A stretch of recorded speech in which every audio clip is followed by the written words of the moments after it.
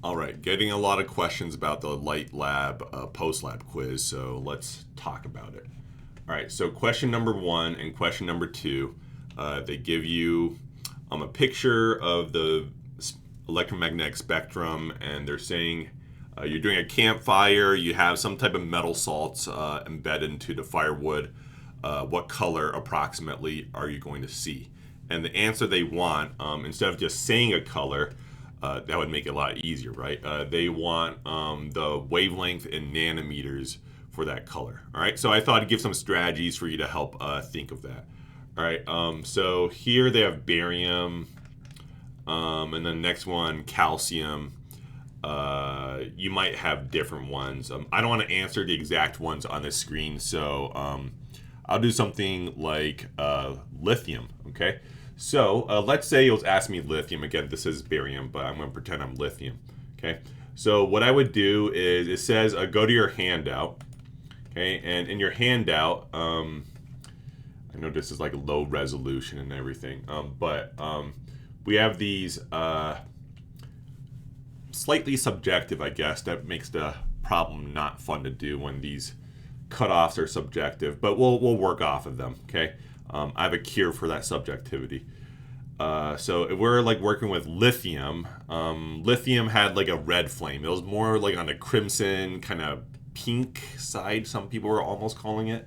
So it's like 625 to 740. So this is kind of where I want to play as a starting point. Okay.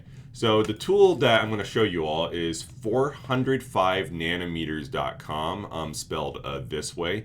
And then they have this wavelength to color tool. Okay. I'll put a link in the description. All right. So this is kind of fun. So 625 to 740. And I know red actually can go past 740. It can go to about 800. So I'm going to just start trying to see. 625. Ooh, that's more orange to me. Let's try, I don't know, let's try 800. Ooh, that's a little bit too dark. 750. But just kind of play around, you know, until you find approximately, you know, it's not going to be like easy or perfect. I mean, I don't know, 710, and you know, it might depend on the monitor you're using. But like, once I find approximately that color, then I'm gonna go with 725. I would type it in for my answer here, okay? And that would be like lithium. Obviously, it's asking barium here, so you would just like, the barium flame was, you know, it's like a greenish yellow. I'd say maybe slightly more green and yellow, but I'd kind of be looking in this area to play around with some different colors. So like roughly 500 to 600, right? So there's 500, there's 600. I wouldn't say either of those are barium. So start playing around in that range to see the one that looked most like the greenish yellow in the lab, and that is going to be what you put in for the answer. And this nice website already has it in nanometers, so you're good to go there. All right, number two is the same, just a different metal. All right, number three, I'm going to give you two strategies to do this. I realize not everyone is in the same place in lecture. If you know how to work with the light equations in lecture, then you would probably have an easier time doing this problem, but I'm going to show you two ways. So it says an astronomer determines that there is light from a distant galaxy 6.7 times 10 to the 14 hertz, a frequency. What's the color? So for the color, you can see there's two ways of sorting the information. There's a wavelength at the top, and then there's a frequency at the bottom. Since they gave us a frequency, we can try to see roughly where, like, this is 6.7, okay? So like between 6 and 7.5, you know, that's about like 15 different little tick marks, and 6.7 is like, you know, roughly, you know, halfway up that. So I would kind of be like maybe looking around here for, you know, a color value. If you had a different number, you know, let's say it was like 5.9 or 5.8, you'd maybe be like looking here or something. So you can go off of this chart alone.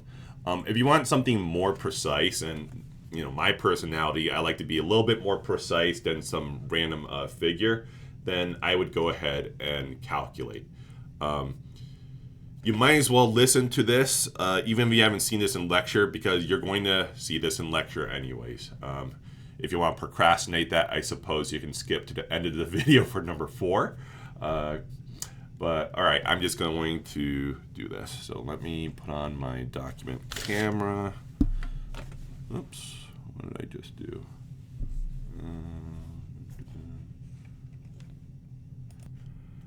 Okay, so let's do the problem. Now, they gave us a frequency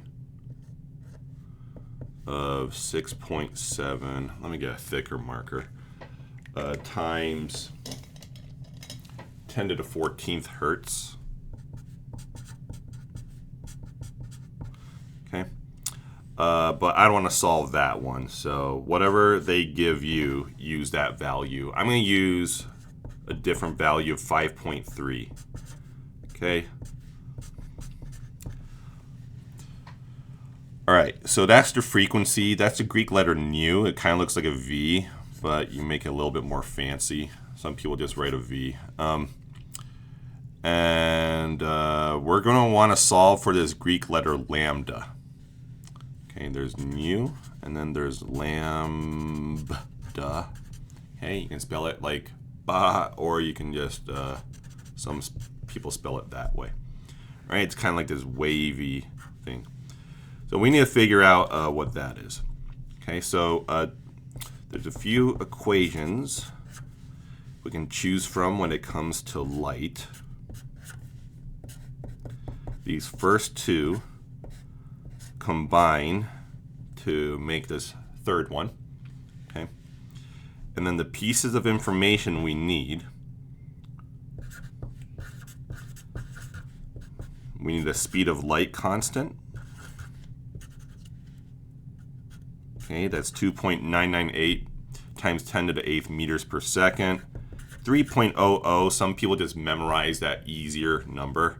We only have 2 sig figs here, so I think this 3 sig fig one should be plenty. We'll just use that one. And then there's Planck's constant, 6.626 times 10 to the minus 34 joules times seconds. Okay. All right, so we need a wavelength, okay, because that's the easier way to determine color.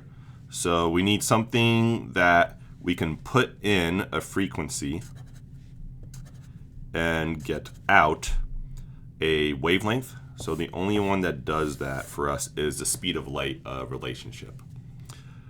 All right, so let's do the math. Okay. C equals, am I on the screen? Yes, lambda times nu. And I want to rearrange I want to divide by nu here. Okay, so that'll cancel out nu. We'll get lambda equals C divided by that. Okay. We could do this algebraically, or we could do it like dimensional analysis style. We'll just do it algebraically. I want to keep this video under 15 minutes if possible.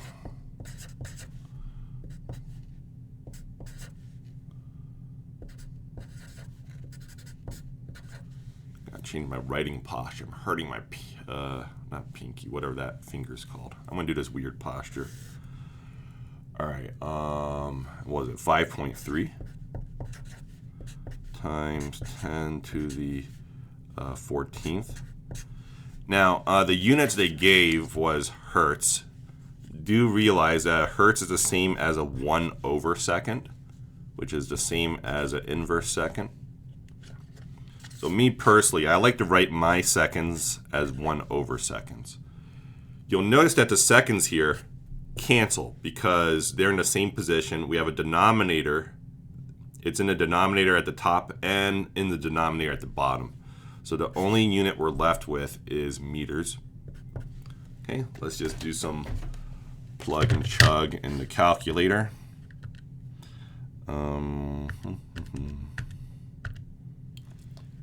Oops, no one can see that.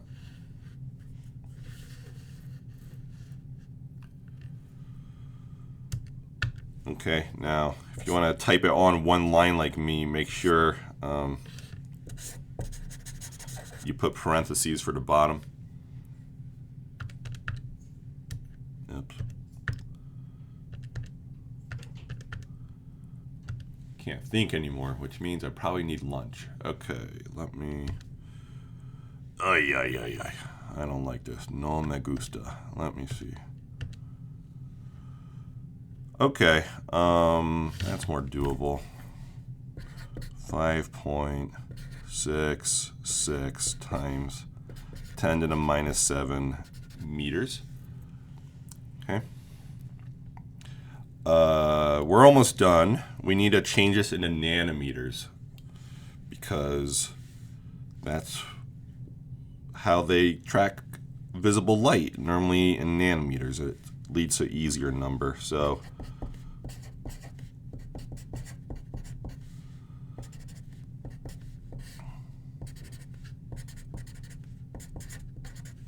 ten to the 9 over 1.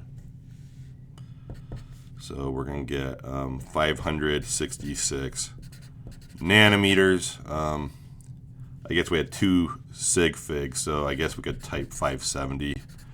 But in the case of this problem, they're only looking for a color description, so it's not a sig fig problem. So I guess we might as well just use that. All right, so 566. Let me go back to the website. Okay. I can go 566, and then, well, what would I call that? Well, good thing you get 3 attempts, right? No one's laughing, but let's see. I'd call that more yellow than green. I mean, definitely you can see the green in it, but I would go yellow first. If it didn't like it, I would put green. Obviously, these multiple choice selections are very, very, very limited. Okay. But that was my number. Obviously, you have to calculate with this number or whatever number you get. All right, lastly, this one. Okay, so it says you have a spectrometer. Okay, a spectrometer is a device that can identify the color of something, but it doesn't just tell you the color, it tells you the exact wavelength of that color. Okay, so our eyes are basically spectrometer, but we don't see nanometers going across our head or anything. It's just, we just see the color. Okay, so dominant wavelength was 554, okay, or whatever number you get. Man, that was like almost the same number, 554, 566. That's like, I can't even tell the difference barely. All right. Now, we're saying one of the 6 cations you tested in lab this week. We had the, let's see, we had lithium, sodium, potassium from group 1, and then we had calcium, strontium, barium from group 2. So this color, we're hoping matches one of those 6 in your memory, or maybe you took some pictures, okay? And so whatever cation that was, you want to write that down somewhere, okay? And then for the halide test, we had a pink top layer and a brown bottom layer. So for chloride versus bromide or iodide, that's only going to correspond to one of those results, okay? So just for the sake of an example, I'm going to pretend I had a different set of data for number 4. And let's just say I concluded I had iron 2+, and oxygen 2-, okay? Then I would figure out how these charge balance, and I would be like FeO. If I had something like aluminum 3 plus and S2 minus, it would be like Al2S3. Okay. If you had something like sodium and then oxygen, you would be like Na2O, like that. Okay. Some people like to do this method called crossover, where you just drop the ions down, but you cross over the subscripts. So that works so long as if you remember to reduce them. Like here, if we had this one, we had Fe2 and then O2, but you'd have to remember to, with ionic compound formulas, you need to make sure the subscripts are reduced down to the most simplified version. So we have a common factor of 2 that can be removed, so we'd get Fe1O1, which of course in chemistry we don't write ones, so you would just go like that. All right, man, I meant for that to be 5 minutes, but I guess I had too much to say. All right, hope this helps, and yeah, send me any questions. Have a great day. Take care.